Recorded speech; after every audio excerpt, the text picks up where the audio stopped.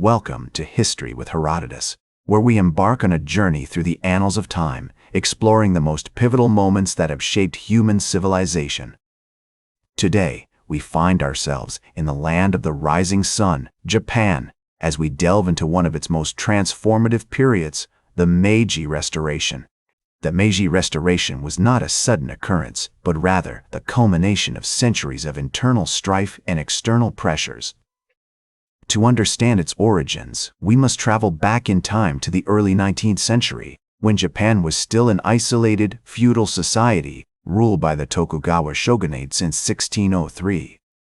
The country was characterized by a rigid social hierarchy, with the shogun at the top, followed by the daimyos, samurai, farmers, artisans, and merchants. Imagine yourself standing in the bustling streets of Edo, modern-day Tokyo, in the year 1850. The city is a marvel of traditional Japanese architecture, with its wooden buildings, temples, and shrines. However, beneath the surface of this tranquil landscape, tensions were simmering. The Tokugawa regime was facing challenges from within and without, as the country struggled to maintain its isolationist policies in the face of increasing pressure from Western powers. On July 8, 1853, Commodore Matthew Perry and his fleet of American warships arrived in Tokyo Bay, marking the beginning of the end of Japan's Sakoku period. The Tokugawa regime was forced to sign the Treaty of Kanagawa, which opened up Japanese ports to American trade and commerce. This event sent shockwaves throughout the country as the Japanese struggled to come to terms with the arrival of these foreign barbarians. As the years passed, the Tokugawa regime found itself increasingly at odds with the imperial court, led by Emperor Kome, who was determined to reassert the emperor's authority. The city of Kyoto, with its ancient temples and vibrant markets, became a hotbed of political activity, as various factions vied for power and influence. The Choshai and Satsuma domains, which would eventually become key players in the Meiji Restoration, were among those who opposed the Tokugawa regime. In 1858, the Tokugawa regime was forced to sign the Treaty of Amity and Commerce with the United States, marking the beginning of Japan's reluctant entry into the modern world.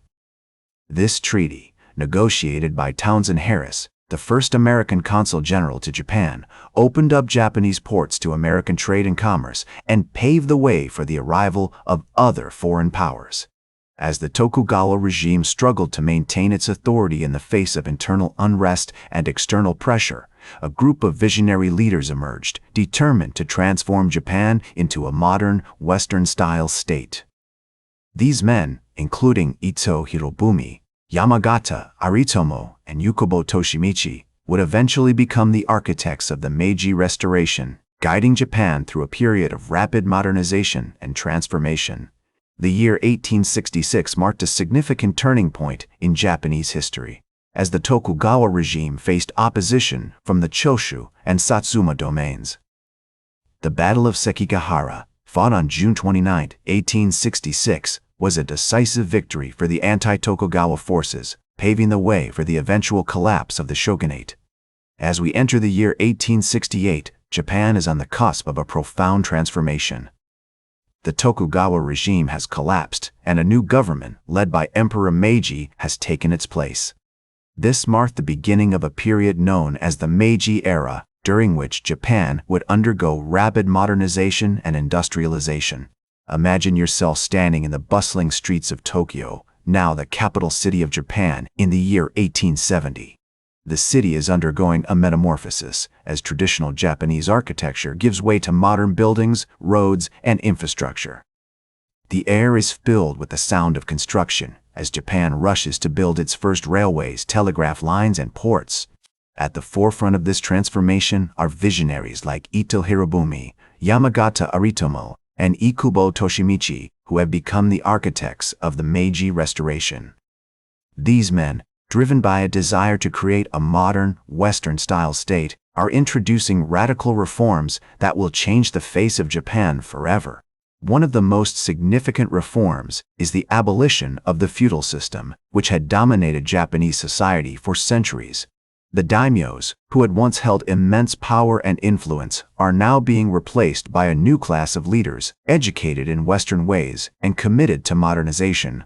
In 1871, the Japanese government introduces the Iwakura mission, a diplomatic expedition led by Iwakura Tomomi, which travels to the United States and Europe to learn about Western institutions, politics, and technology.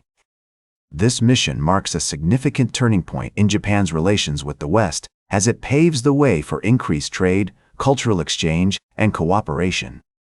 As Japan modernizes, its education system also undergoes a radical transformation. The government introduces compulsory education, and schools begin to teach Western-style subjects like mathematics, science, and foreign languages. This leads to an explosion of intellectual curiosity, as Japanese scholars and students flock to learn about the latest developments in Western thought and technology. The year 1877 marks a significant milestone in Japan's military modernization as the Satsuma Rebellion, led by Saigo Takamori, is crushed by the Imperial Japanese Army. This event demonstrates the power of Japan's new military, which has been trained and equipped using Western methods and technology.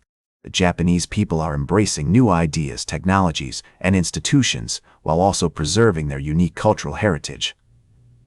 As we enter the late 19th century, Japan is facing numerous challenges in its quest for modernization and international recognition. The country is still reeling from the effects of the Satsuma Rebellion, which had tested the mettle of the Imperial Japanese Army. One of the key challenges facing Japan is its relationship with Western powers.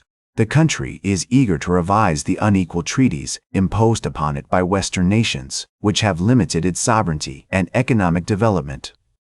In 1894, Japan signs the Anglo-Japanese Treaty, which marks a significant milestone in its relations with the West. This treaty establishes Japan as an equal partner with Western nations and paves the way for increased trade and cooperation. As Japan's economy grows, so does its military.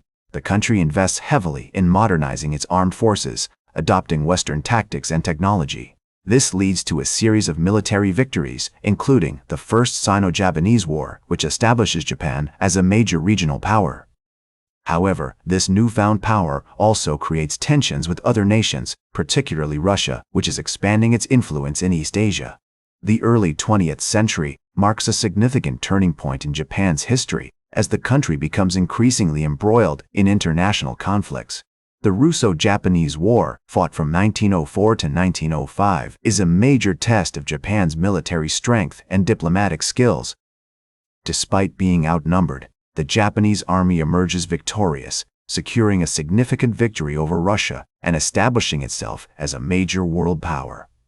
Japan's transformation from a feudal to a modern society was nothing short of remarkable, driven by the vision and determination of its leaders. However, this transformation also created new tensions and challenges, both domestically and internationally. In the words of Emperor Meiji himself, "The world is changing rapidly, and we must change with it." These words capture the essence of Japan's experience during the Meiji Restoration, as the country navigated the complexities of modernization and international relations. That's all for today's History with Herodotus. Remember to like, share, and subscribe, and until next time, remember that to understand the present, we must first understand the past.